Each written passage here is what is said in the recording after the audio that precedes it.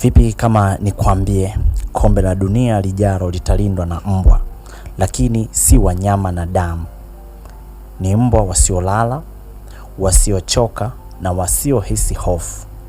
Je, hii ni teknolojia ya usalama ama mwanzo wa dunia ya roboti kututawala? Msanuaji wako ni Simple D. Nifuatilie pale Facebook pamoja na YouTube kwa jina moja la Simple D TZ, Instagram, TikTok, Adma kwa jina la Simple_D TZ. Mwaka 2026 kombe la dunia litafanyika Marekani, Mexico na Canada. Lakini safari hii usalama wake utakuwa wa kipekee. Serikali ya Mexico imetangaza kutumia mbwa robotic dogs kusaidia polisi kulinda mashabiki viwanjani na maeneo muhimu. Hawa si mbwa wa kawaida, ni roboti wenye miguu minne wanaotembea kama mbwa halisi, wanapanda ngazi, wanaingia kwenye maeneo hatari na kutumia video live moja kwa moja kwenye kituo cha usalama. Fikiria hali kama hii, kuna taarifa ya hatari kwenye jengo fulani la karibu na uwanja, badala ya kumtuma askari kwanza wanatuma mbwa robot.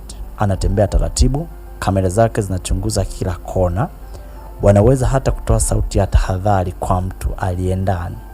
Lengo lake kupunguza hatari kwa askari, kuchunguza mabomu au vitu vya kushtukiwa, kulinda maelfu ya mashabiki bila kuhatarisha maisha ya binadamu. Teknolojia hii ilianza kutumika miaka iliyopita kupitia kampuni moja ya Boston Dynamics waliotengeneza robot aitwaye Spot.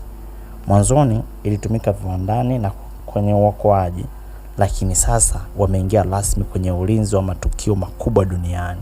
Hii ni hatua kubwa ya teknolojia katika michezo, lakini swali linabaki, je, tunakaribia zama ambazo roboti zinakuwa sehemu ya kawaida ya masuala yetu ya kila siku na maisha yetu kwa ujumla? Leo ni mbwa robot kulinda kombe la dunia, kesho watakuwa nalinda mtaani kwako.